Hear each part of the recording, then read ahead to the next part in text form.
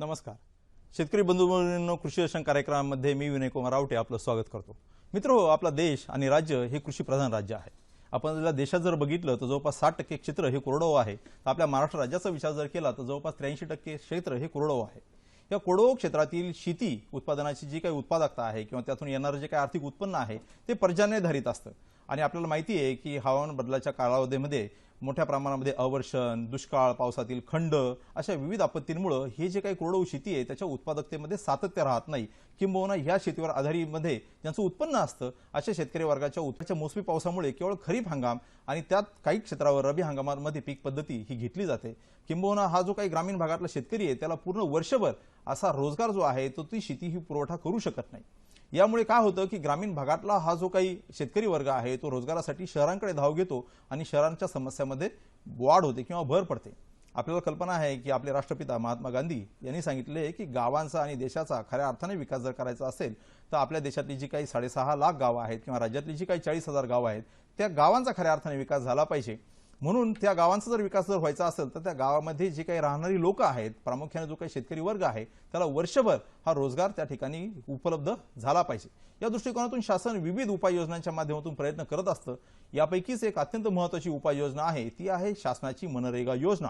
म्हणूनच महत्त्वाची ह्या योजनेच्या संदर्भामध्ये अधिक माहिती देण्याच्या दृष्टिकोनातून आज आपण जो चर्चेचा विषय निवडलेला आहे तो आहे कृषी विकासासाठी मनरेगा योजना. आणि या योजनेच्या संदर्भामध्ये माहिती देण्यासाठी जे तज्ञ उपस्थित आहेत त्यांचा मी परिचय आपल्याला करून देतो. पहिले तज्ञ आहे डॉक्टर प्रमोद शिंदे. शिंदे साहेब नमस्कार. नमस्कार रावटे साहेब. मित्रहो, डॉक्टर प्रमोद शिंदे हे उपसचिव म्हणून शासनाच्या रोजगार हमी योजना या शाखेमध्ये नियोजन विभागामध्ये काम पाहतात.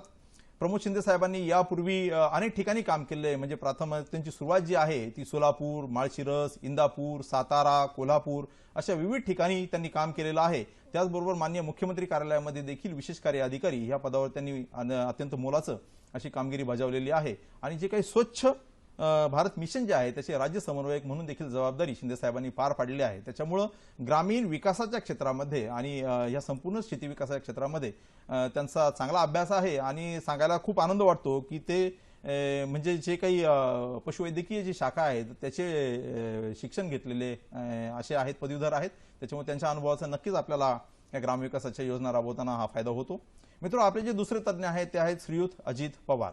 पवार साहेब नमस्कार. नमस्कार रावटे सर. मित्रहो, श्रीयुत अजित पवार हे उपायुक्त रोजगार हमी योजना म्हणून विभागीय आयुक्त कार्यालय पुणे या ठिकाणी काम पाहतात. आणि अजित पवार साहेब हे देखील MSc ॲग्रिकल्चर म्हणजे कृषी पदवीधर आहेत. आणि त्यांनी यापूर्वी तहसीलदार पन्हाळा या ठिकाणावरून आपल्या शासकीय सेवेला सुरुवात केली. आणि त्यानंतर मग साहेबांनी शिर्डी संस्थानाचे मुख्य कार्यकारी अधिकारी म्हणजे साईबाबा संस्थान जे आहे त्याचे मुख्य कार्यकारी अधिकारी, त्याचबरोबर चंद्रपूर, रत्नागिरी या ठिकाणी उपजिल्हाधिकारी आणि अपर मुख्य जिल्हाधिकारी म्हणून त्यांनी रत्नागिरी, कोल्हापूर या ठिकाणी काम पाहिलेलं आहे. आणि त्यानंतर आता ते उपायुक्त म्हणून पुण्याला विभागीय आयुक्त कार्यालयामध्ये काम पाहतात. वैशिष्ट्यपूर्ण बाब अशी आहे की शिर्डी संस्थानाचा जो काय कायापालट झालेला आहे त्याची मुख्य जबाबदारी आज मुख्य कार्यकारी अधिकारी म्हणून पवार साहेबांनी पार पाडलेली आहे. आणि त्याचबरोबर जो जैतापूरचा अणुऊर्जा प्रकल्प आहे रत्नागिरीतला त्यावेळेस भूसंपादन आणि तदानुषंगिक ज्या विविध बाबी आहेत त्यातली महत्त्वाची जबाबदारी देखील पवार साहेबांनी ही पार पाडली. आणि शेतीविषयक अत्यंत आस्था असलेले हे अधिकारी आहेत. त्याच्यामुळे त्यांच्या देखील अनुभवाचा फायदा ही योजना राबवताना आपल्याला राज्यामध्ये होतोय. मित्रहो, सांगायला आनंद वाटतो की आजचा हा जो कार्यक्रम आहे तो फोन इन लाईव्ह स्वरूपाचा प्रोग्राम आहे. या ठिकाणी कृषी विकासाच्या दृष्टीने जी मनरेगा योजना आहे त्याबाबत आपल्या मनामध्ये काही शंका असतील, काही प्रश्न असतील तर ते थेट फोनद्वारे आपण या ठिकाणी विचारून आपल्या त्या शंकांचं समाधान करून घेऊ शकता. संपर्कासाठी आमचा दूरध्वनी क्रमांक असा आहे 24 90 80 50 किंवा 24 98 80 50. मुंबई बाहेर प्रेक्षकांनी संपर्क साधण्यासाठी तथा मोबाईल धारकांनी संपर्क साधण्यासाठी 022 हा STD क्रमांक यापूर्वी लावा. तर मित्रहो, आता आपण या महत्त्वपूर्ण चर्चेला सुरुवात करूया.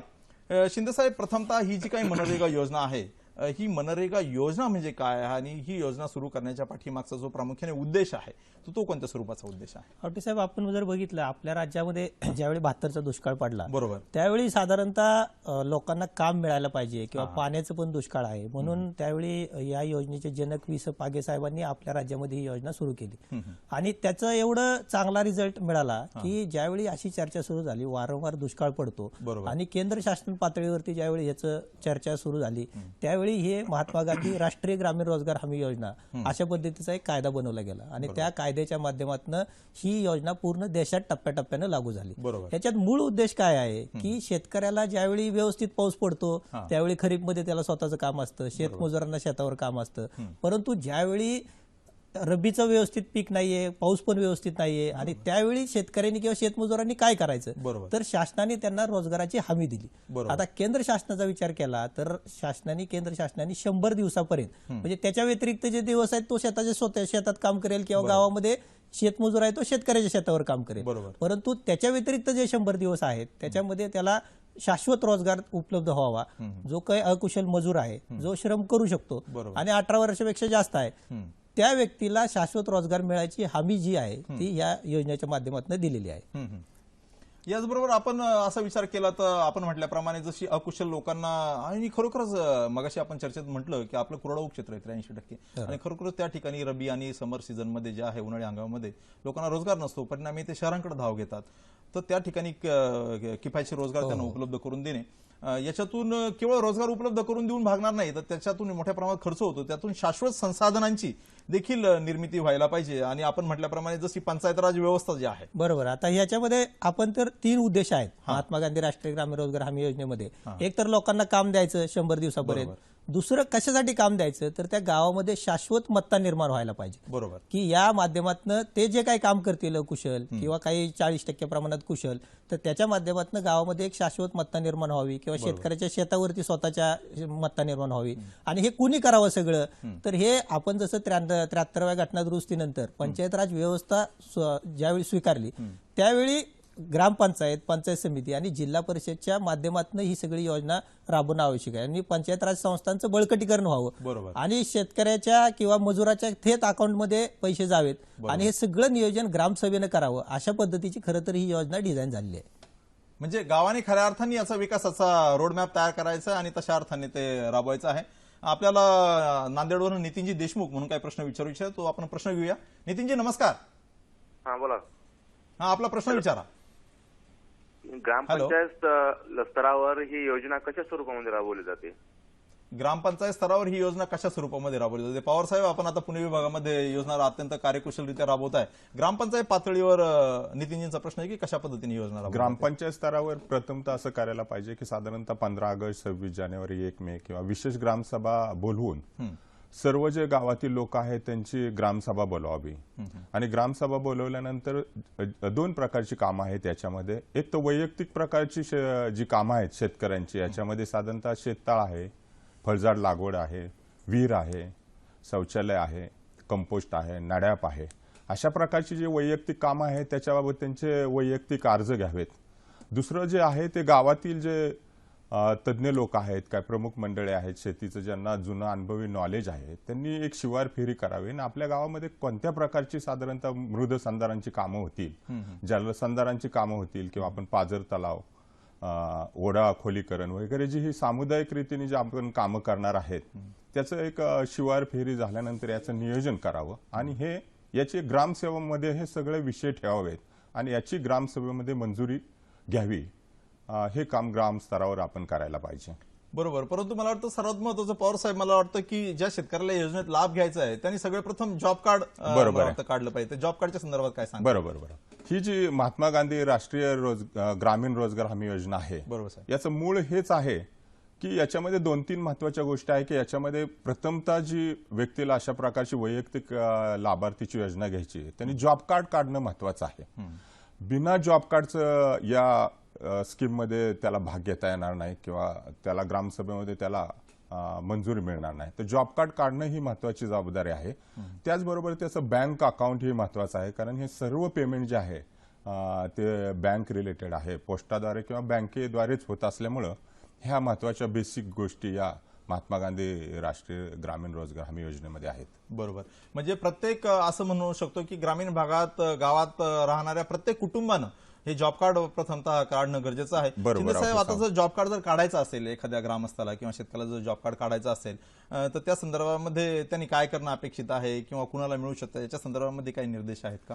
खरं तर प्रत्येक ग्रामीण भागात राहणारा जो प्रत्येक कुटुंब आहे त्या प्रत्येक कुटुंबाला ज्याला कुणाला या योजनेमध्ये भाग घ्यायचा आहे त्या योजनेमध्ये आपण जर विचार केला तर आता हे जे आपण जर स्क्रीनवर पाहिलं तर हे जॉब कार्ड जे आहे ते जॉब कार्ड आपण त्या कुटुंबाला देतो. त्या कुटुंबातल्या श्रम करणाऱ्या चारही समजा नवरा बायको आहेत आणि 2 मुलं त्यांची प्रौढ आहेत 18 वर्षापेक्षा जास्त आणि ते श्रमाचं काम करू शकतात. तर त्या 4 लोकांचं फोटो असलेलं आणि एक युनिट कोड असलेलं असं हे जॉब कार्ड ग्रामपंचायत कडून त्यांना दिलं जातं. हे पूर्णपणे त्यानं फक्त ग्रामपंचायतमध्ये तोंडी किंवा लेखी जरी मागणी केली तरी त्या व्यक्तीला जॉब कार्ड मिळू शकतं. कारण ही जी ऑनलाईन सिस्टीम आहे साधारणतः आपल्या राज्याला जो काही पैसा येतो तो मजुरांच्या खात्यावरती आता दिल्लीवरून डायरेक्ट जमा होतो. त्याच्यामुळं त्याच्याकडे जॉब कार्ड असणं, त्याचं बँकेत अकाउंट असणं, बँकेत नसेल तर जवळच्या पोस्ट ऑफिसमध्ये अकाउंट असणं, त्याच्यानंतरच त्याच्या अकाउंटवरती हे पैसे जमा होऊ शकतात. त्याच्यामुळे जॉब कार्ड ही शासनाने आता आधार लिंकिंग सुद्धा हो हे आता पूर्णपणे आधार सीडिंग आणि त्याच्या माध्यमातून त्याच्या बँक खात्यावरती ते पैसे जमा होणं ही पूर्णपणे ऑनलाईन सिस्टीम सगळी आहे. जशी गॅसची सबसिडी त्याच्या अकाउंटवर जमा होते तशी मनरेगाची जी मजुरी आहे ती पूर्णपणे त्याच्या अकाउंटवरती जमा होते. तर त्याच्याकरता जॉब कार्डची वेळोवेळी आपण मोहीम घेतो आणि त्याच्या माध्यमातून जर जॉब कार्डचं घरातलं कोण जर एखादा व्यक्ती मयत झाला तर त्याचं नूतनीकरण पण करू शकतो. आपण जर पाहिलं म्हणजे कुटुंबाला आपण ते जॉब कार्ड देतो, बरोबर. प्रमुख आणि जे प्रौढ सदस्य आहे सगळ्यांचा त्याच्यावर फोटो असतो आणि मला वाटतं हे युनिक असतं. म्हणजे प्रत्येक मजूर कुटुंबाचं जॉब कार्ड हे युनिक असतं. हो, जसा आपला आधार नंबर आहे युनिक आयडी, पॅन कार्ड आपण म्हणू शकतो तसं हे त्याचं एक युनिक कार्ड असतं. त्याच्या माध्यमातून एक लोकांच्यात आपल्या राज्य प्रगत असल्यामुळं असं एक लोकांना वाटतं की बाबा माझ्याकडे जॉब कार्ड असणं किंवा माझा मजूर म्हणून घेणं, मग मी मालक राहणार नाही का उद्यापासून शेतीचा, मग मला कशाला जॉब कार्ड पाहिजे. पण शेतकऱ्यांना मी या दूरदर्शनच्या माध्यमातून विनंती करू इच्छितो की आपल्या शेतावरती विहीर घ्यायची आहे, आपल्या शेतावरती तुम्हाला नॅडॅप घ्यायचं आहे, वर्मी कंपोस्ट घ्यायचं आहे, फळबाग घ्यायचा आहे, तर तुम्हाला जॉब कार्ड स्वतःच असणं आवश्यक आहे. म्हणजे जॉब कार्ड तुम्ही घेतलं की लगेच दुसऱ्याच्या शेतावरती तुम्हाला मजुरीला जावं लागणार आहे असं नाहीये. तर ह्या सगळ्या शेतीच्या पूरक ज्या काही बाबी आहेत त्याच्याकरता शेतीचा जर विकास आपल्याला करायचा असेल आणि आपल्या स्वतःच्या शेतातलं उत्पन्न जर डबल करायचं असेल तर आपल्याकडे पहिल्यांदा जॉब कार्ड असणं आवश्यक आहे. बरोबर. म्हणजे मला वाटतं की या ठिकाणी ह्या योजनेमध्ये हे प्रावधान आहे की तुम्ही जॉब कार्ड तो कुणीही काढू शकतो. म्हणजे गाव पातळीवर जो काही प्रत्येक ग्रामस्थ आहे तो श्रीमंत असो गरीब असो प्रत्येक शेतमजूर असो त्याला जॉब कार्ड हे काढता येणार आहे. त्याच्यामुळे ते तर प्रथम प्रावधान आहे. आणि दुसरं म्हणजे स्वतःच्या शेतावर काम करण्याच्या साठी त्याला मजुरी मिळणार आहे. आपण करतोच म्हणजे स्वतःच्या शेतावरती आपण स्वतःहून काम करतोच. म्हणजे किती श्रीमंत असला किंवा गरीब असला तरी तो शेतकरी म्हणून स्वतःच्या शेतावरती काम करतोच. राईट. हे खूप चांगलं आर्थिक पाऊल आहे पवार साहेब. आता आपण जर बघितलं तुम्ही मागाशी सांगितलं त्याप्रमाणे गाव पातळीवर जी काही प्रौढ व्यक्ती आहे ते जलसंधारण मृदूसंधारणाची कामं आहेत अशा कोणकोणत्या प्रकारची सार्वजनिक कामं किंवा व्यक्तिगत लाभाची कामं जी आहेत ही योजनेमधून आपण लोकांना सांगू शकतो की तुम्ही घेऊ शकता. वैयक्तिक लाभार्थीमध्ये साधारणतः त्यांना नडॅप घेता येईल. नडॅपमध्ये त्यांना साधारणतः 10,750 रुपयापर्यंत अनुदान मिळेल. त्याच्यानंतर गांडूळ खत आहे त्याच्यामध्ये साधारण त्यांना 11,500 पर्यंत अनुदान मिळेल.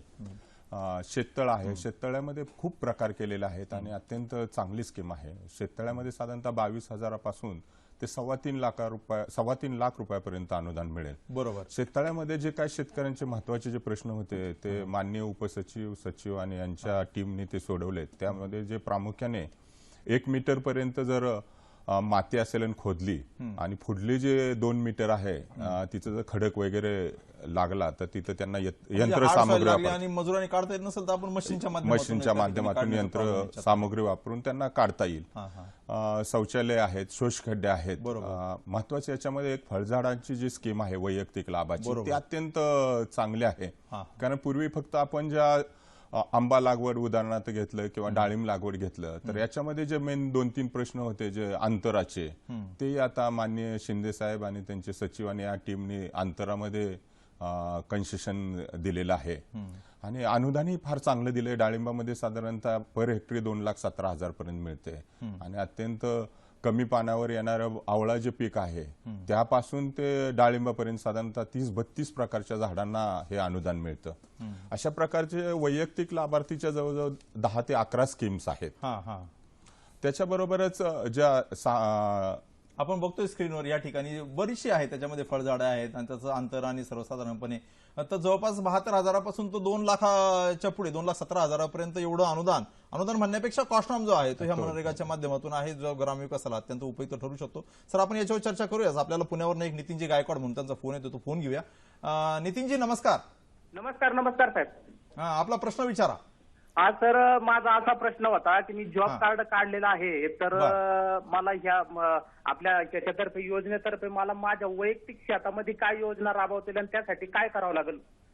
अत्यंत चांगला प्रश्न विचारला नितीनजी. अत्यंत म्हणजे शेतकऱ्यांचा प्रातिनिधिक प्रश्न आहे याच्यामध्ये. सर, आपण त्याच विषयावर चर्चा करत होतो की जसं आपण नॅडेप कंपोस्ट सांगितलं, व्हर्मी कंपोस्ट सांगितलं, फळबाग लागवड सांगितलं, याच्या व्यतिरिक्त शेततळ आहे, विहीर आहे, अशा पद्धतीने कोणकोणते लाभ हा शेतकरी घेऊ शकतो? आपण जर समृद्ध महाराष्ट्र जनकल्याण योजना ही जर आपण पाहिली, 2 ऑक्टोबरला साधारणतः आपण ह्या योजनेचा शुभारंभ ज्यावेळी केला त्यावेळी हाच फोकस होता की वैयक्तिक लाभार्थी किंवा वैयक्तिक शेतकरी जो आहे तो त्याच्या शेतावरती काय करू शकतो. कारण आपल्या शेजारचं राज्य जे आहे मध्य प्रदेश आहे, त्यांनी काय केलं की फार मोठ्या प्रमाणात विहिरी किंवा याच्या माध्यमातून शेततळ्याच्या माध्यमातून ही योजना राबवली. आता ही जी 2 ऑक्टोबरला 2016 पासून जी माननीय मुख्यमंत्री महोदय साहेबांनी हे केली ती माननीय मुख्यमंत्री महोदय साहेबांनी याच्यामध्ये सूचना दिली होती. आणि मला आवर्जून सांगू वाटतं की बाबा सध्या जे माननीय मंत्री महोदय आहेत जयकुमार रावळ साहेब, ते पूर्वी पंकजाताई मुंडे मॅडम होत्या, तर त्यांनी ज्यावेळी रावळ साहेब ज्यावेळी रोजगार हमी योजना समितीचे अध्यक्ष होते त्यावेळी त्या समितीचे सर्व सन्माननीय आमदार महोदयांना ते घेऊन राजस्थान आणि मध्य प्रदेशला गेले. तिथे ऍक्च्युली त्यांनी पाहिलं की कशा पद्धतीनं मध्य प्रदेशचं गव्हाचं उत्पादन या योजनेमुळे वाढलेलं आहे, विहिरी किंवा शेततळ्यामुळे. आणि त्याच्या माध्यमातून मग त्यांनी एक योजना डिझाईन केली. योगानंतर ते रोजगार हमी मंत्री म्हणून झाले. आणि 2 ऑक्टोबरला ज्यावेळी त्याच्या अगोदर एक पंकजाताई मुंडे मॅडमच्या आदेशाखाली एक सह्याद्रीला कार्यशाळा झाली होती, हे कसं करावं त्याच्याकरता आपण राजस्थान, मध्य प्रदेश, दिल्लीवरून काही अधिकारी बोलले होते की त्यांनी कसं केलं. आणि मग हे सगळं विचारमंथन झाल्यानंतर असं लक्षात आलं जे गायकवाडजींनी प्रश्न आता जो विचारला, त्यांच्याकडे जॉब कार्ड आहे पण त्याचं काय काय करायचं, तर ते ग्रामपंचायतकडे त्यांच्या शेताच्या याच्याकरता हे मागू शकतात की आपण त्याच्याकरता अहिल्यादेवी सिंचन विहीर ठेवली आहे, त्याच्यानंतर त्या ठिकाणी नंदनवन वृक्ष लागवड आहे, फळबाग लागवड आहे, त्याच्यानंतर त्याच्याकरता शेततळ त्यांच्या शेतावरती घेऊ शकतात. तर आता अजित पवार साहेबांनी सांगितल्याप्रमाणे वर्मी कंपोस्ट आहे, नॅडेप आहे, त्याला जर गायकवाडांच्याकडे जर 2 जनावर असली तर त्याच्याकरता एखादा गोठा घेऊ शकतात. कुक्कुटपालन करायचं असेल तर कुक्कुटपालनचं शेड करू शकतात. म्हणजे अशा आपण 11 योजना आणि त्याच्यामध्ये 1,11,111 प्रकारची कामं राज्यामध्ये व्हावी अशा पद्धतीनं वैयक्तिक लाभाच्या योजना आणि गावच्या विकासाच्या दृष्टीनं त्यांना मग शौचालय घ्यायचं असेल, शोषखड्डा घ्यायचा असेल तर वेगवेगळ्या प्रकारची तिथं कामं घेऊ शकतो. मध्य प्रदेशच्या बाबतीत काय झालं की आता गायकवाडांनी जसा प्रश्न विचारला तसा शेतकऱ्यांनी तिथं विहीर घेतली किंवा शेततळ घेतलं. त्याचा मेन उपयोग काय झाला, आपण 2-3 स्कीम मनरेगा प्लस मागेल त्याला शेततळ किंवा धडक सिंचन विहिरी किंवा RKVY याच्या माध्यमातून शेतकऱ्याचा काय करायचा प्रयत्न करतोय, किंवा मनरेगाचं इथून पुढचं जर डायरेक्शन असेल ते हर खेत में पाणी जी आहे किंवा आपण जी पंतप्रधान महोदयांनी जी जाहीर केलेली PMKSY योजना आहे, पंतप्रधान कृषी सिंचाई योजना, त्याच्याकडे आता नरेगाचा ओढा चालू आहे. म्हणजे 3 डिपार्टमेंट जी आहेत की जलसंपदा असेल, जलसंधारण आहे, आपण तसं असं म्हणू शकतो की विविध विभागांच्या कन्व्हर्जनच्या माध्यमातून एकूण ग्रामविकास ही संकल्पना प्रत्यक्षात उतरवणं याच्यामध्ये. मला वाटतं की आपल्याला एक गोरे म्हणून शेतकरी आहेत, तर त्यांचा आपल्याला नांदेड वरनं फोन येतोय, वाशिम सॉरी. अरुणजी नमस्कार. नमस्कार सर. हॅलो, आपला प्रश्न विचारा. हा बोला. हा सर, आम्ही रोपवाटिकेमध्ये काम केलेलं आहे 5-6 महिने, परंतु त्याचं पेमेंट झालेलं नाही. ते म्हणतात तुमचं आधार कार्ड लिंक असल्यामुळे तुमचं पेमेंट हे झालं म्हणतात. मग तुम्ही आधार कार्ड काढलेलं नाहीये का? आधार कार्ड काढलेलं आहे, नंतर दिलं आधार कार्ड. पहिल्यांदा काही म्हणलं नव्हतं, ते म्हणत ऑनलाईन मध्ये चूक झाली म्हणत करताना. मग आता पेमेंट मिळालं की नाही मिळालं? नाही मिळालं सर, माझं 6 महिन्यापासून पेमेंट मिळालं नाही माझं. तुम्ही सार्वजनिक म्हणजे सामाजिक वनीकरण विभागाच्या रोपवाटिकेवर काम करता की कसं? हो, सामाजिक वनीकरण रोपवाटिकेमध्ये. हो. अच्छा. शिंदे साहेब, म्हणजे ठीक आहे. म्हणजे हे या निमित्तानं चांगली गोष्ट आहे की 2 प्रकारची खरं तर हे असते की आधार लिंक आपण साधारणतः 96% मजुरांचा आधार काढलेला आहे, ज्याचं जॉब कार्ड आहे त्याचं आधार कार्ड आहे आणि ते आधार कार्ड त्या याच्याशी लिंक केलेलं आहे. परंतु 28% लोक साधारणतः त्या आधार बेस्ड पेमेंटचा उपयोग करून घेतात. आता हे आपण वाशिम जिल्हाधिकाऱ्यांना पण आम्ही सूचना देतो की एक्झॅक्ट काय झालंय यांच्या केसच्या बाबतीत. परंतु माझी विनंती या निमित्तानं आहे, सामाजिक वनीकरण विभाग असेल किंवा वन विभाग असेल, तर त्या रोपवाटिकेमध्ये काम करणारे जे मजूर आहेत त्यांची मजुरीची अमाऊंट जी आहे ती तर डायरेक्ट दिल्लीवरनं त्यांच्या आता खात्यात जमा होते. आणि त्यात काही म्हणजे हे नाही, हा, म्हणजे त्याच्यात काही अशा विलंब होण्याचं सूचना काय नाहीत की जोपर्यंत आधार लिंक होत नाही त्याचं तोपर्यंत देऊ नये. बरोबर. आधार लिंक झालं तर त्याला शुअर त्याच खात्यात जमा व्हावी याच्याकरता मला पारदर्शकतेकरता वाटतं की खरं साहेब, तर आपण केलंय. राज्य पातळीवर काम करता, आपण वाशिमच्या जिल्हाधिकाऱ्यांशी बोलून मला वाटतं की हा प्रश्न जो हो, आहे या नक्की निमित्ताने आपण आपण- त्याची नोंद घेऊया आणि निश्चितच त्यांचा प्रश्न सोडवण्याच्या दृष्टीने आपण प्रयत्न करूयात, असं नक्की, आपण त्यांना या निमित्ताने आश्वासन देऊया. मित्र हो, कृषी विकासाच्या दृष्टीने मनरेगा योजना या योजनेच्या संदर्भामध्ये आपण अशीच माहिती तज्ज्ञांकडून यापुढे घेणार आहोत. तत्पूर्वी पुढे जाण्याचे घेऊया एक अल्पशी विश्रांती.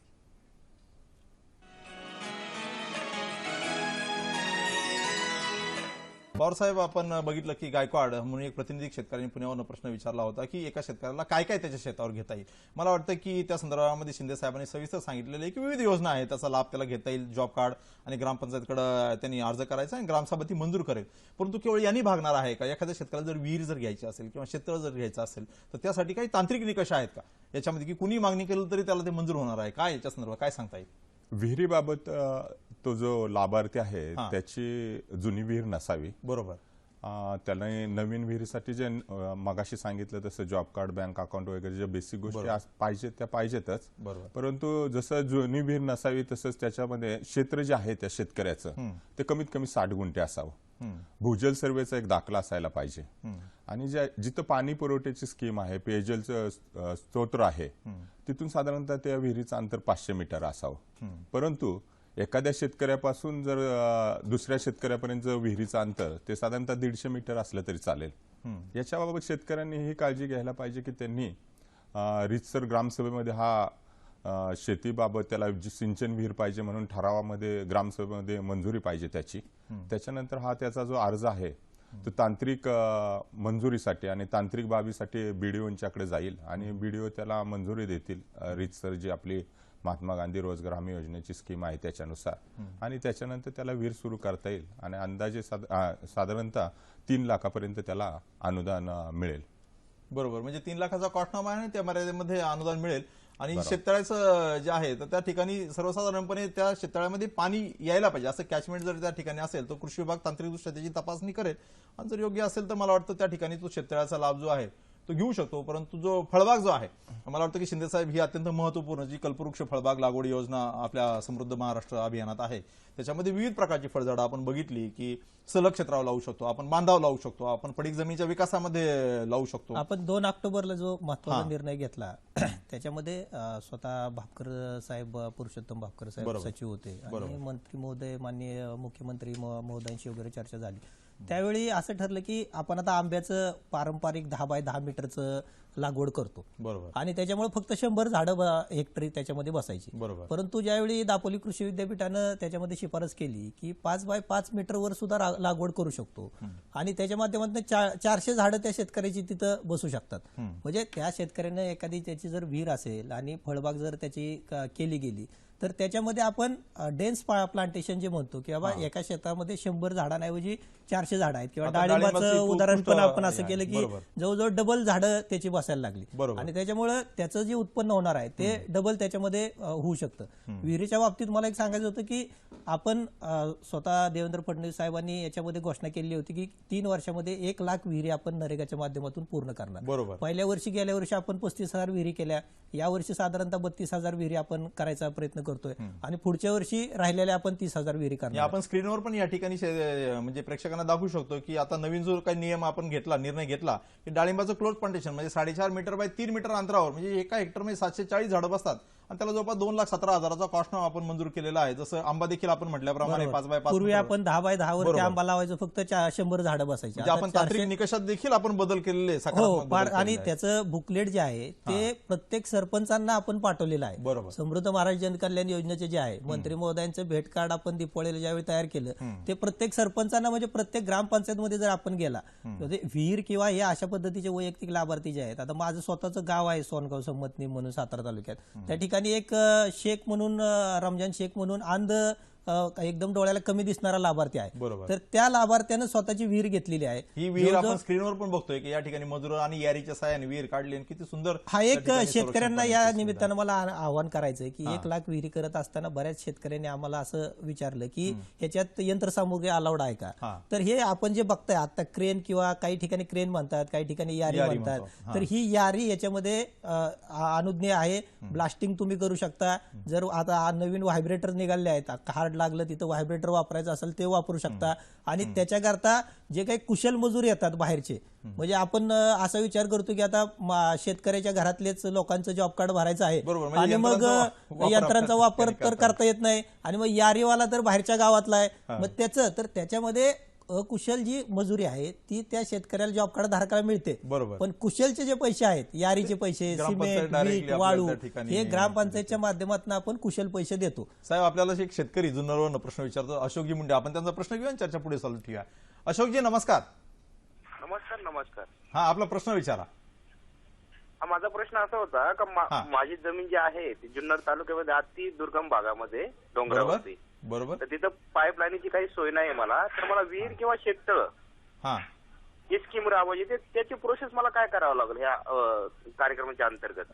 मला वाटतं की आता पवार साहेबांनी सांगितलं सर, आपल्या म्हणजे अखेतारीतला हा विषय आहे. जुन्नर तालुका आपल्या कार्यक्षेत्रामध्ये येतो. काय सांगता येईल शेतकऱ्याला, विहीर किंवा शेततळ घेता येईल का त्याला? तुम्ही जुन्नर तालुक्यामध्ये जो भाग सांगितलेला आहे अतिदुर्गम भागामध्ये आहे, तिथं तुम्ही तुमच्या भागामध्ये सर्वात जी उंच ठिकाण आहे शेतीचं तुमच्या, तिथं साधारणतः तुम्ही शेततळ्याचं नियोजन करावं. आणि शेततळ्याचं नियोजन करताना 1-2-3 गोष्टीकडे तुम्ही लक्ष द्या की साधारणतः डोंगराची बाजू किंवा डोंगरातून जे पाणी येणार आहे ते साधारणतः त्या शेततळ्यामध्ये कसं येईल, ते तळ पण कसं घेता येतं ते पण आपण दाखवलं. आपण या चित्रामध्ये बघतो की शेततळ कसं घेता येईल, त्याचं साईज तुम्हाला पाहिजे एवढे आहेत. साधारणतः 9 प्रकारच्या साईज तुम्हाला दिलेल्या आहेत. महत्वाच्या 2 गोष्टी बघायला पाहिजेत की शेततळ्यात पाणी साठल्यानंतर ते क्रॉपिंग पॅटर्न मध्ये साधारणतः 8 पिकामध्ये तुम्हाला 1-2 पाणी चांगल्या प्रकारे शेतीला देऊन उत्पन्न कसं वाढवता येईल या दृष्टीने तुम्ही विचार करा. आणि या प्रोसेसमध्ये मागाची मी जसं सांगितलं तसं तुम्ही प्रथमतः पहिलं ग्रामपंचायतमध्ये ग्रामसेवकाला भेटा, पहिला तुमचा अर्ज द्या, जॉब कार्ड काढून घ्या आणि 15 दिवसाच्या आत तुम्ही मागणी करा जॉब कार्ड मिळाल्यानंतर की मला काम मिळावं. आणि मग ते काम मिळावं ही मागणी केल्यानंतर तुम्हालाच तुमची विहीर काढता येईल किंवा शेततळ करता येईल. साहेब आता आपण बघितलं की शेतकऱ्याला विहीर घेता येईल किंवा हे नाडक कंपाऊंड घेता येईल. शिंदे साहेब मला एक सांगा की या योजनेमध्ये असे 11 कलम आहेत समृद्ध महाराष्ट्रामध्ये, परंतु याच्या व्यतिरिक्तही अनेक बाबी आहेत. एक शेतकरी म्हणून जो आहे तो प्रातिनिधिक स्वरूपामध्ये तो किती बाबींचा लाभ घेऊ शकतो किंवा अशा संदर्भामध्ये काही धोरण आहे का किंवा काही निर्देश आहेत का? नाही, याच्यामध्ये उद्देश असा होता, ज्यावेळी पूर्वी भापकर साहेबांपूर्वी प्रभाकर देशमुख साहेब जे सचिव होते, त्यांनी असं एक उद्देश त्यावेळी माननीय पंतप्रधान महोदयांनी डिक्लेअर केलं होतं की 2022 पर्यंत शेतकऱ्याचं जे उत्पन्न आहे ते डबल करायचं, म्हणजे दुप्पट करायचं. आणि शेतीच्या माध्यमातून आपण आता जे अर्थमंत्री महोदयांनी बजेट जे मांडलं त्याच्यात बघितलं असेल की मनरेगा करता 35,000 कोटी रुपये जवळपास 48,000 कोटीपर्यंत नेलं. आणि आता नव्यानं पंतप्रधान कृषी सिंचाई योजनेमध्ये ग्राउंड वॉटर म्हणजे भूजल याच्याकरता वेगळ्याने 35,000 कोटी रुपये ठेवलेले आहेत. बरोबर. तर ते 35,000 कोटी रुपये जे आहेत ते मनरेगा आणि जो लाभार्थी मनरेगामध्ये बसत नाही त्या लाभार्थ्याच्या शेतावरती शेततळ किंवा विहीर, आणि ते केल्यानंतर त्याचं जे संरक्षित पाणी ज्याला प्रोटेक्टिव्ह इरिगेशन आपण ज्याला म्हणतो ते करून त्याची उत्पादकता जी आहे ती डबल होणं अपेक्षित आहे. आता एखाद्या शेतकऱ्यानं पूर्वी त्याच्याकडे विहीर आहे तर त्यानं फळबाग घ्यावी, त्याच्याकडे एखादं विहीर असेल तर त्याला शेततळ मिळणार नाही कारण त्याच्या 7/12वरती विहीर पडीची नोंद आहे. त्याच पद्धतीनं एखाद्यानं फळबाग लागवड घेतली, फळबाग लागवड घेतल्यानंतर त्याच्याकडे जर पॅक हाऊसची स्कीम आहे RQI मध्ये, त्यानं जे पॅक हाऊस घ्यावं किंवा शेडनेट आहे वेगळं आहे, म्हणजे इतर योजनांच्या माध्यमातून कन्व्हर्जन्स करून ते हर खेत में पाणी जे आहे किंवा पर ड्रॉप मोर क्रॉप जी स्कीम आहे त्याच्या माध्यमातून त्यानं ड्रिपचा लाभ घ्यावा किंवा RQIचं प्लॅस्टिक जे आहे शेततळे करतात त्याचा लाभ घ्यावा. वर्मी कंपोस्ट, नॅडेप, शौचालय हे किंवा शौच खड्डा ही कामं त्यानं वैयक्तिक शेतकऱ्यानं प्रत्येकाने घेतली तरी हरकत नाही ज्याच्याकडे जॉब कार्ड आहे तो. फक्त मोठी जी कामं आहेत विहीर किंवा शेततळ किंवा फळबाग लागवड अशा पद्धतीचं किमान ग्रामसभेनं हे सगळं नियोजन करायचं. म्हणजे ग्रामसभा याच्यात प्रामुख्याने सगळ्या लोकांना चांगल्या प्रकारे लाभ मिळेल अशा दृष्टिकोनातून ग्रामसभेने नियोजन करायचं. आपल्याला गोपीचंद पाटील म्हणून जळगाववरून एक शेतकरी काय प्रश्न विचारू इच्छितो, आपण प्रश्न घेऊया. पाटील साहेब नमस्कार. हॅलो. नमस्कार साहेब. हा नमस्कार, आपला प्रश्न विचारा. हा सर, मी अपंग शेतकरी आहे सर. हा मी अपंग शेतकऱ्यांसाठी विहिरीसाठी काही अनुदान आहे का बुवा? स्पेशल कोटा राहतो का, विचार आहे. पवार साहेब शेतकरी अपंग आहे. मला आता या प्रश्नाला जोडून अजून एक प्रश्न होता जो महत्वाचा होता की स्त्री आणि पुरुष ग्रामीण भागामध्ये, जनरली ग्रामीण भागामध्ये शेतमजूर म्हणून काम करताना पुरुषाला 4 पैसे जास्त रोजगार मिळतो, स्त्रीला थोडंसं कमी मिळतो. या मनरेगा योजनेच्या माध्यमातून हा मजुरी किंवा हे अपंग आहेत किंवा काही वृद्ध असतील तर त्या संदर्भामध्ये काय निर्देश आहेत? बघा की या महात्मा गांधी राष्ट्रीय रोजगार हमी योजनेमध्ये आपण साधारणतः 192 रुपये मजुरी देतो आणि ही मजुरी देताना आपण स्त्री पुरुष असा काही भेदभाव करत नाही. बरोबर.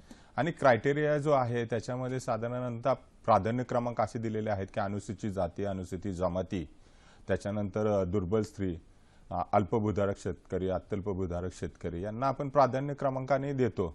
अपंग किंवा व्यंग असलेल्या लोकांसाठी वेगळं अनुदान किंवा वेगळ्या काही स्कीम्स याच्यामध्ये दिलेल्या नाहीत. इथं कुठल्याही प्रकारचा भेदभाव केलेला नाही. सगळ्या स्त्री पुरुषांना समसमान मजुरी दिली जाते आणि म्हणजे सम प्रमाणातच त्यांना कुशल पेमेंट दिलं जातं. बरोबर. म्हणजे इव्हन म्हणजे कामावरती जरी एखादा व्यंग असलेला व्यक्ती जरी असेल, विकलांग असेल, तरी सुद्धा त्याला पाणी देणे, त्याच्या क्षमतेप्रमाणे काम त्याच्या क्षमतेप्रमाणे तो काम करू शकतो. आणि कितीतरी मगाशी मी जे उदाहरण सांगितलं, रामजान शेख म्हणून अंध व्यक्ती जे आहे त्यानं स्वतःची विहीर करून, मी स्वतः ते बघितलेलं आहे. किंवा अमरावती वगैरे मेळघाटमध्ये वगैरे अपंग लोक त्या ठिकाणी मुलं सांभाळणं किंवा हे करणं, त्या निवारा शेडच्या तिथं वृद्ध लोक बसलेले असतात, याच्याकरता सुद्धा ते करू शकतात आणि त्यांना त्या 192 रुपये मजुरी त्याच्यामधून मिळू शकते. बरोबर. आपण आता ह्या योजनेमध्ये म्हणजे मजुराच्या दृष्टिकोनातून कोणकोणत्या सुविधा पुरवण्यात येतात याच्या संदर्भात माहिती घेणार आहोत आणि अनेक बाकीचे विषय आहेत त्या संदर्भामध्ये आपण चर्चा करणार आहोत. तत्पूर्वी पुढे जाण्याआधी घेऊया एक अल्पशी विश्रांती.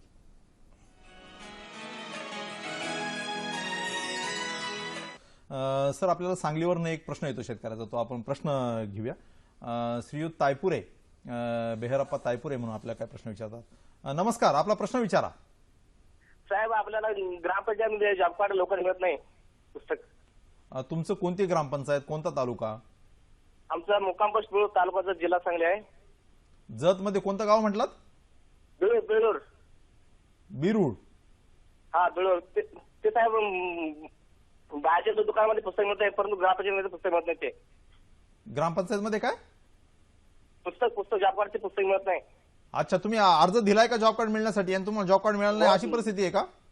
हो, लवकर मिळत नाही. नाही, तुम्हाला मिळालंय की नाही मिळालं? नाही मिळालं. आणि कधी अर्ज केलाय आपण? 3 महिने झाले. 3 महिने झाले. बरं. पवार साहेब, सांगलीतला हा प्रश्न आहे, जत तालुक्यातला. आपण याची नोंद निश्चितच घेऊया, पण काय सांगता येईल का या संदर्भामध्ये? याची तर नोंद आम्ही घेतोयच. आता सीओनशी आज आपण बोलून घेऊ त्याच्याबाबत. तरी सुद्धा शेतकऱ्यांना माझी विनंती आहे की आपण त्या ग्रामसेवकांना भेटावं, त्यांना जे आपण अर्ज दिलेला आहे जॉब कार्ड बाबत त्याची पोच घेतली आहे का ती चेक करावी आणि ती पोच सुद्धा आमच्याकडे उपायुक्त पुणे यांच्याकडे पाठवावी. मला वाटतं की गटविकास अधिकारी देखील त्या ठिकाणी आहेत, त्यांच्याकडे जरी संपर्क साधला तरी मला वाटतं प्रश्न निकाल निघेना. आपण नोंद घेऊन आपण संबंधित गटविकास अधिकाऱ्याला तसे निर्देश आपण त्या ठिकाणी नक्की आपण निर्देश देऊ शकतो. सर, आपण बघितलं की आता साहेबांनी सांगितलं, माननीय मुख्यमंत्री महोदय फडणवीस साहेबांनी आणि तसेच रावल साहेब जे रोहयो मंत्री आहेत त्यांनी 2 ऑक्टोबरला महत्वाकांक्षी हा कार्यक्रम घेतला आहे. हा कार्यक्रम, महत्वाकांक्षी कार्यक्रम आपल्या विभागामध्ये म्हणजे पुणे विभागामध्ये राबवण्याच्या दृष्टिकोनातून आपण काय विविध उपाययोजना केलेल्या आहेत? पुणे विभागामध्ये आपण एक 2-3 प्रकारे जे प्रयत्न केले आहेत त्याच्यामध्ये आपण पहिला प्रयत्न असा केलेला आहे की 5 जिल्ह्याचे जे सगळे अधिकारी आहेत, जिल्हाधिकारी, सीओ आहेत, त्याच्यानंतर सर्व प्रांताधिकारी आणि तहसीलदार, बीडीओ आणि डिव्हिजन लेवलचे जेवढे सगळे अधिकारी आहेत त्यांना आपण पुणे येथे पूर्ण 1 दिवसाचं प्रशिक्षण देण्यात आलं. बरोबर. प्रशिक्षण देताना योगायोगाने इथं जे आपले बसलेले आहेत आवटी साहेब आणि शिंदे साहेब, त्यांच्या सगळ्यांचं आपण मार्गदर्शन घेऊन साधारणतः 2 ते 3 तासाचे आपण स्लाइड शो तयार केला होता आणि हा स्लाइड शो आपण जिल्हा लेवलला घेतला आणि जिल्हा लेवलला सेम पद्धतीने जसं आपण डिव्हिजन लेवलला ट्रेनिंग घेतलं तसं जिल्हा स्तरावर आपण सर्व जिल्हाधिकारी, सीओ, सर्व तहसीलदार, सर्व बीडीओ, सर्व डिपार्टमेंटचे, इरिगेशन पासून पीडब्ल्यूडी, वन विभाग, सामाजिक वनीकरण, सगळ्या विभागाच्या अधिकाऱ्यांना तो 2 ते 3 तासाचा आपण स्लाइड शो दाखवला आणि सेम पद्धतीने आपण 57 तालुक्यामध्ये पुणे विभागातील ट्रेनिंग घेतलं. आणि विशेष आपल्याला आनंदाची बातमी सांगायची अशी की पुणे विभागामधलं जर काम बघितलं तर हा महाराष्ट्रामध्ये सर्वात एक नंबरचा जिल्हा येण्याचं कारण, पुणे विभाग महाराष्ट्रामध्ये एक नंबर मध्ये येण्याचं कारण असं की हे महात्मा गांधी जी योजना आहे ते आता तालुका स्तरापासून ते गाव स्तरापर्यंत जाण्यामध्ये फार मोठ्या प्रमाणामध्ये मदत झाली या ट्रेनिंग प्रोग्राममुळे. मला वाटतं की शासनाने सुद्धा खूप प्रोएक्टिव्ह भूमिका घेतली की जो काही कृषी विभाग जे प्रामुख्याने काम वगैरे करायचं यामध्ये त्याला देखील अधिकार आता आपण दिलेले आहेत, जे पूर्वी फक्त गटविकास अधिकारी आणि तहसीलदारांकडे असायचे, जसं फॉरेस्ट डिपार्टमेंट आहे. मला वाटतं की शिंदे साहेब आपणही याला अनुमोदन द्याल की कशा पद्धतीने हे झालं. मगाशी आपल्याला जे सांगितलं, राजस्थान आणि मध्य प्रदेशला ज्यावेळी माननीय मंत्री महोदय जाऊन आले, ज्यावेळी रोजगार हमी योजना समितीचे अध्यक्ष, त्यांच्या लक्षात आले की आपल्या राज्यामध्ये सुद्धा 85 ते 90% कामं जी आहेत ती ग्रामपंचायत मार्फतच केली जातात. बरोबर. म्हणजे ग्रामसेवक आहेत, त्याच्यामध्ये पंचायत समिती आहे, जिल्हा परिषद आहेत. ऍक्च्युली याच्यामध्ये योजनेमध्ये असं अपेक्षित होतं की 50% कामं ग्रामपंचायतनी करावीत, 50% कामं यंत्रणांनी करावीत. इतर राज्यांमध्ये 40% जवळजवळ यंत्रणांमार्फत होत होती. परंतु आपल्या राज्यात ज्यावेळी आपण विचारमंथन केलं, सह्याद्रीला कार्यशाळा घेतली, त्यावेळी ग्रामविकास मंत्री पंकजाताई मुंडे मॅडम त्यांनी सूचना केली की बाबा मग आपण यंत्रणांना का याच्यामध्ये अधिकार देत नाही. मग सामाजिक वनीकरण असेल, वन विभाग असेल आणि कृषी विभाग असेल, या तिघांना जे अधिकार करता तहसील ऑफिस किंवा पंचायत समित्यांना जावं लागत होतं ते त्यांना मस्टर काढण्याचे अधिकार. हा खूप चांगला निर्णय घेतला की जो काम करतोय तर त्यालाच तुम्ही प्रशासकीय आणि तांत्रिक मंजुरीचे अधिकार दिले. कारण आपण जर जुनी आपली रोजगार हमी योजना बघितली तर कृषी विभाग आणि वन खातं याच्या माध्यमातून मोठ्या प्रमाणात कामं जवळजवळ 85% कामं होत होती. आता हे यांना मस्टर काढण्याचे अधिकार आपण दिलेले आहेत. आणि आपल्याला आता आपण जी माननीय वन मंत्री महोदयांनी जी यशदा इथे आमची एक कार्यशाळा आवटी साहेबांनी ते शतकोटी वृक्ष लागवडीच्या अंतर्गत त्यावेळी त्यांनी पण सूचना केली होती. आणि आता जवळजवळ 20 कोटी नर्सरीच्या मध्ये झाडं आता मोठी होत आहेत आणि रोपं तयार होत आहेत. मला या निमित्तानं आवाहन करायचं जनतेला की ज्यावेळी 1 जुलैच्या दरम्यान आपण ती 20 कोटी वृक्ष लावणार आहे, त्यावेळी आपली आदर्श गावं असतील किंवा जलसंधारण विभागाच्या माध्यमातून जलयुक्त शिवार अभियानाची गावं असतील किंवा पाणी फाउंडेशनच्या माध्यमातून गावं असतील, या गावांना अतिशय नाममात्र दरात किंवा काही संस्थांनी, शाळा, कॉलेज, तर ती झाडं नरेगाच्या माध्यमातून आपण तर काही ठिकाणी मोफत पण त्या दरम्यान देतो. आणि हे ज्यावेळी रोड साईड, ज्यावेळी ही आता एखादा सरपंच आहे किंवा ग्रामसेवक आहे, त्यांना वाटत असतं ग्रामस्थांना की माझं गाव सुद्धा शहरासारखं तिथं बाग दिसायला पाहिजे, रोड साईडला प्लांटेशन असायला पाहिजे, रस्त्यात दुतर्फा माझ्या गावात जाताना झाडं दिसायला पाहिजे. मला वाटतं की असं उदाहरण तर साहेब देऊ शकतील. निरगुड सर या ठिकाणी चांगला आहे. मला वाटतं जळगाववर एका वेळेला फोन येतो, तो फोन घेऊया. श्री धर्मेंद्रजी पाटील हे आपल्याला काय विचारू इच्छितात. धर्मेंद्रजी नमस्कार. हा, आपला प्रश्न विचारा. सर, डिसेंबर मध्ये विहीर खोदकाम चालू केलं मी मागच्या वर्षी. हा, डिसेंबर मध्ये खोदकाम चालू केलं मागच्या वर्षी. बरोबर. तर मला 3 लाख अनुदान आहे सर. हा, अनुदान नाहीये, ते कॉस्ट नॉर्म आहे तो. हा, बोला. हा, तर 3 लाख मधून ते रोजगार विम्यामध्ये मला फक्त 70च भेटले सर, अजून भेटलेले नाही बाकी सर. पण तुमचं काम पूर्ण झालंय का? हो, काम झालं सर, काम पूर्ण केलेलं आहे, बांधकाम केलं. बर बर बर. मग तुम्ही गटविकास अधिकाऱ्यांशी संपर्क साधला का? त्या ठिकाणी जे तांत्रिक अधिकारी असतात, जे मोजमाप वगैरे करतात, त्याचं नंतर जे पेमेंट होतं त्या संदर्भामध्ये आपण काही कार्यवाही केली आहे का? नाही सर, कारवाई तर काही केली नाही, पण ते म्हणतात की येऊ आम्ही मोजमाप करायला असं म्हणतात. नाही, मला वाटतं की या ठिकाणी आहेत राज्य पातळीवरचे उपसचिव महोदय आहेत, या ठिकाणी त्यांची निश्चित नोंद घेतील. त्या ठिकाणी जे मुख्य कार्यकारी अधिकारी आहेत, मुख्य कार्यकारी अधिकारी आणि जिल्हाधिकारी महोदयांना पण सूचना देतो. परंतु या लाभार्थ्यांना या निमित्तानं सांगायचं की 2 पार्ट आहेत त्याच्यामध्ये. मजुरीचे जे पैसे आहेत ते लाभार्थ्याच्या खात्यावरती जसं काम पूर्ण होईल, जो कोणी काम करतो काम करतो म्हणजे त्या शेतावरती साधारणतः विहीर किंवा वैयक्तिक लाभाची जी योजना आहे, फळबाग वगैरे, तर तो जॉब कार्ड धारक स्वतः शेतकरीच असतो, त्याच्या अकाउंटवर किंवा त्याच्या कुटुंबाच्या अकाउंटवरती ते पैसे जमा होतात. राहिलेली जी 40-45% रक्कम जी आहे, आता विहिरीच्या बाबतीत जवळजवळ 45% मटेरियलची पैसे आहेत ते ग्रामपंचायत मार्फत त्या लाभार्थ्याला मिळतात. त्याच्यामुळे ते पैसे जे आहेत ते डायरेक्ट त्यांच्या अकाउंटवर न जमा होता ग्रामपंचायतीला ते पैसे, कुशलचे पैसे दिले जातात आणि ग्रामपंचायतच्या माध्यमातून त्या लाभार्थ्याला ते मिळतात. आता पैशाचा जर विचार केला तर आपल्या राज्यामध्ये साधारणतः 90% पैसे या योजनेला केंद्र शासन देतं. म्हणजे ही एक योजना अशी आहे की 90% केंद्र शासन आहे, 10% फक्त आपण करतो. म्हणजे 10% कसे आता जे आता हे विहिरीचे किंवा याचे जे कुशलचे पैसे आहेत बरोबर. त्याच्यातले 75% पैसे केंद्र शासन देतं. बरोबर. मजुरीचे दर 100 दिवसापर्यंतचे 100% पैसे केंद्र शासन बरोबर, देतं आणि 25% फक्त आपल्याला भरावं लागतं. म्हणजे केंद्राचं मोठ्या प्रमाणात जसं मगाशी आपण चर्चेत सांगितलं की जवळपास 48,000 कोटीचं प्रावधान जे केलं आहे, हो. मला वाटतं राज्याचा आपला अर्थसंकल्प 55,000 ते 60,000 कोटीचा. कोटीच्या दरम्यान वार्षिक अर्थसंकल्प असतो.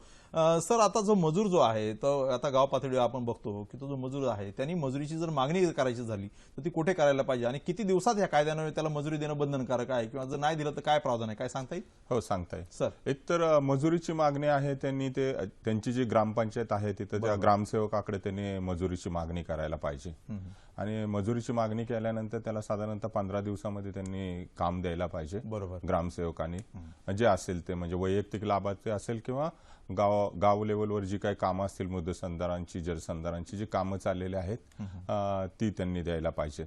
जर त्यांना अशा प्रकारचं जर मजुरी दिली नाही त्या ग्रामसेवकांनी तरी त्यांना पहिल्या महिन्यामध्ये साधारणतः मजुरीच्या 25% बेरोजगार भत्ता मिळेल आणि 1 महिन्यापेक्षा जास्त दिवस झाले तर तो साधारणतः 50% पर्यंत त्यांना मजुरीचा रकमेचा भत्ता द्यावा लागेल.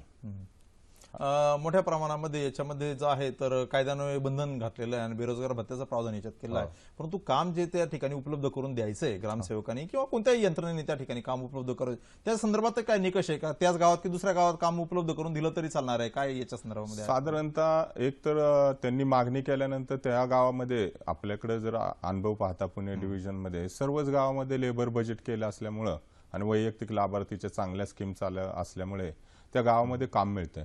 साधारणतः अशा प्रकारचं जर काम नाही मिळालं तर त्यांना साधारणतः 5 किलोमीटर एरियापर्यंत त्यांनी द्यायला पाहिजे. बरोबर. आणि हे जर अंतर वाढलं तर एकूण मजुरीच्या त्यांना 10% अधिक मजुरीमध्ये प्रवास भत्ता म्हणून त्यांना मिळेल आणि आपण ते देतो. काम उपलब्ध करून शिंदे सर, एक मिनिट, आपल्याला बुलढाण्यावर एक प्रश्न, तो प्रश्न घेऊया आणि आपण तुमच्याकडे येऊया. श्रीयुत महाजन हे काहीतरी विचारू इच्छितात. संतोषजी नमस्कार. नमस्कार. आपला प्रश्न विचारा. प्रश्न असा आहे की मनरेगाचे आमच्या 5 वर्षापासून आमच्या किंगटू सर्कलमध्ये लोणावळा तालुक्यात एकही काम झालं नाही. का म्हणजे पंचायत समिती उदासीन आहे त्याच्या बाबतीत. बर, एकही काम झालं नाही. जर आपण समजा ते उपसचिव हे पवार साहेब त्यांना जर कल्पना दिली शिंदे साहेब आहेत या ठिकाणी. शिंदे साहेब नाही, बोलतो आम्ही पण बुलढाण्याला बोलतो, परंतु बुलढाण्याचं आता स्वतः रोजगार हमी समिती बरोबर मी तिथं बुलढाण्याला गेलो होतो. बरं, लोणारच्या आहेत ज्या हो ठिकाणी हो, लोणारचं जिथं आहे तर त्या ठिकाणी आता तिथं पदाधिकाऱ्यांनी सुद्धा किती पुढाकार घ्यायचा. राहुल बोंद्रे साहेबांचं मी उदाहरण देतो, आपल्याला तिथं बुलढाण्यामधले, तर त्यांनी त्याच्यानंतर कार्यशाळा घेतली जिथं समितीच्या नंतर आणि जवळजवळ त्यांनी 350 विहिरी त्यांच्या मतदारसंघात सुरू केल्या. त्याच्यामध्ये त्यांना जे अडथळे वाटत होते ते फोनवर ते विचारायचे, आम्ही इथून लाईव्ह त्यांच्याशी बोलायचो आणि त्या कार्यशाळेला मार्गदर्शन आम्ही केलं. बुलढाणा भागामध्ये आपली त्याच्याच बरोबर धडक नावाची एक योजना सुरू आहे, धडक सिंचन विहीर योजना, किंवा मागेल त्याला शेततळे सुद्धा मोठ्या प्रमाणात बुलढाण्यामध्ये वगैरे रिस्पॉन्स आहे. परंतु बुलढाण्याचं जे लोणार तालुक्याचा जो विषय आहे तो आपण आणखी एकदा तिथे एखादी कार्यशाळा घेणं किंवा लोकांना जास्तीत जास्त कामं कशी सुरू करता येतील. समृद्ध महाराष्ट्र जनकल्याण योजनेचा उद्देश हाच होता की प्रचार प्रसिद्धीच्या माध्यमातून हे गावोगावी जावं. मला एक या निमित्तानं सांगायचं की फक्त ग्रामसेवक किंवा ग्रामपंचायत नाही तर ग्राम रोजगार सेवक नावाची एक संकल्पना आपण याच्याकरता सुरू केली आणि प्रत्येक गावामध्ये आता लोणारला काम नाही तर पहिल्यांदा ग्रामस्थांनी विचारायला पाहिजे की आपल्या गावामध्ये आपण ग्राम रोजगार सेवक नेमलाय का, तो ग्रामसभेने नेमायचा आहे.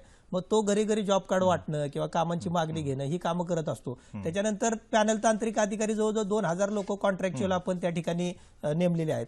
डाटा एंट्री ऑपरेटर्स आहेत, MIS कोऑर्डिनेटर्स आहेत, यांच्या सगळ्याच्या वरती हा डोलारा उभा राहिलेला आहे. याचं आपलं आयुक्तालय मान्य अभय महाजन साहेब नागपूरला हे मनरेगाचं आयुक्तालय आहे, इथून सगळं हे कंट्रोल होतं आणि साधारणतः 2 ते 2,500 कोटी रुपये डायरेक्टली आयुक्त नरेगांच्या अकाउंटला जमा होतात. त्याच्यात पूर्वी पाठीमागं व्ही गिरिराज म्हणून सचिव होते, त्यांनी फार इनिशिएटिव्ह घेऊन हे सगळं म्हणजे मोठ्या प्रमाणात आपण शासन प्रयत्नशील आहे. त्या ठिकाणाहून प्रतिसाद जर मिळाला आणि रोजगाराची मागणी तर कायद्यानुसार देणं ते बंधनकारक आहे. आपल्याकडे वेळ खूप कमी राहिलेला आहे आणि याच्यातले महत्वाचे जे बाबा आहे त्याच्यावर आपण मला वाटतं की या ठिकाणी आपण माहिती देऊया की महानगरपालिका, नगरपालिका या क्षेत्रामध्ये काम करता येईल का मनरेगाच्या माध्यमातून?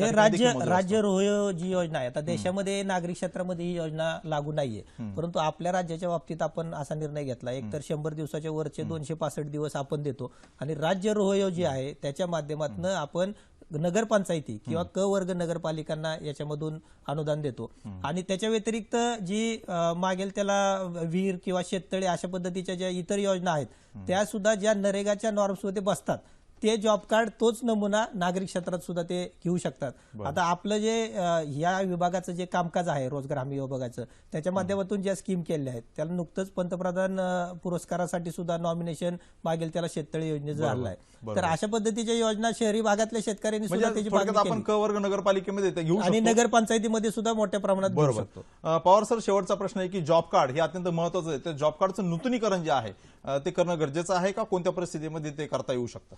जॉब कार्ड नूतनीकरण हे महत्वाचा विषय आहे. जसं आपलं रेशन कार्ड आहे तशाच प्रकारचं हे जॉब कार्ड आहे. रेशन कार्डमध्ये जसं आपलं एखादं कुटुंब विभक्त झालं की आपण 2 रेशन कार्ड घेतो, तसं विभक्त कुटुंब झालं तर त्यांनी जॉब कार्ड वेगवेगळं घ्यायला पाहिजे. एखादी मुलगी लग्न होऊन गेली असेल तर तिचं नाव कमी व्हायला पाहिजे, किंवा एखादी मुलगी लग्न होऊन आली असेल सून त्यांच्या घरामध्ये तर तिचं नाव ऍड व्हायला पाहिजे. एखाद्या मुलाचं वय 18 वर्षापेक्षा जास्त झालं असेल ते नाव त्या जॉब कार्डमध्ये इन्क्लूड करायला पाहिजे. तसंच साधारणतः आधार कार्डचा नंबर नसेल किंवा बँक अकाउंट नंबर मध्ये काय चुका झाल्या असतील, बदल केला असेल तर अशा प्रकारचे जे बदल आहेत ते जॉब कार्ड नूतनीकरणामध्ये केले पाहिजेत.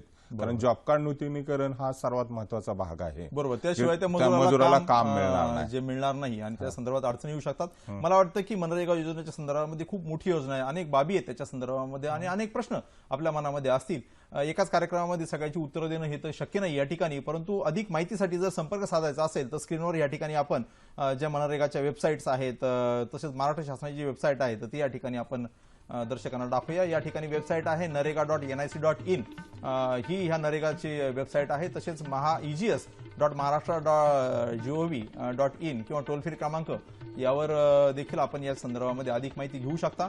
मित्रहो, आपल्याला कल्पना आहे की दर गुरुवारी आपण फोन इन लाईव्ह स्वरूपामध्ये कृषीविषयक कार्यक्रम घेत असतो. पुढच्या गुरुवारी म्हणजे दिनांक 9 मार्च 2017 रोजी चर्चेचा विषय असणार आहे फुलांची काढणी आणि वाहतूक. आणि या सहभागी होणारे जे तज्ज्ञ आहेत ते आहेत डॉक्टर राहुल यादव, जे पुष्पोत्पादन संशोधन संचालनालय म्हणजे ICR म्हणजे Indian council of agriculture research Pune या ठिकाणावरून हे तज्ज्ञ या ठिकाणी येणार आहेत या कार्यक्रमामध्ये. आपला हा कृषी दर्शन कार्यक्रम आपल्याला कसा वाटला या संदर्भामध्ये आपल्या प्रतिक्रिया जाणून घेण्यासाठी आम्ही नेहमीच उत्सुकता असतो. संपर्कासाठी आमचा पत्ता असा आहे: निर्माता कृषी दर्शन, दूरदर्शन केंद्र, पांडुरंग बुतकर मार्ग, वरळी, मुंबई 400030. आपण ईमेलद्वारे देखील आम्हाला संपर्क साधू शकता. स्क्रीनवर ईमेल ऍड्रेस आहे कृषीदर्शन@gmail.com किंवा कृषीवार्ता@gmail.com. मित्र, आज या ठिकाणी कृषी विकासाच्या दृष्टीने जी काही मनरेगा म्हणजे महात्मा गांधी राष्ट्रीय ग्रामीण रोजगार हमी योजना आहे या योजनेच्या संदर्भामध्ये अत्यंत थोड्या वेळामध्ये परंतु बहुमोल अशी माहिती या ठिकाणी तज्ज्ञांनी दिली. त्याबद्दल कृषी दर्शन कार्यक्रमामध्ये सहभागी झालेले उपसचिव डॉक्टर प्रमोद शिंदे साहेब, तसेच उपायुक्त रोहयो पुणे विभाग अजित पवार साहेब यांचे या ठिकाणी मी सह्याद्री वाहिनीच्या वतीने आपल्या सगळ्यांच्या वतीने आभार व्यक्त करतो. धन्यवाद. धन्यवाद.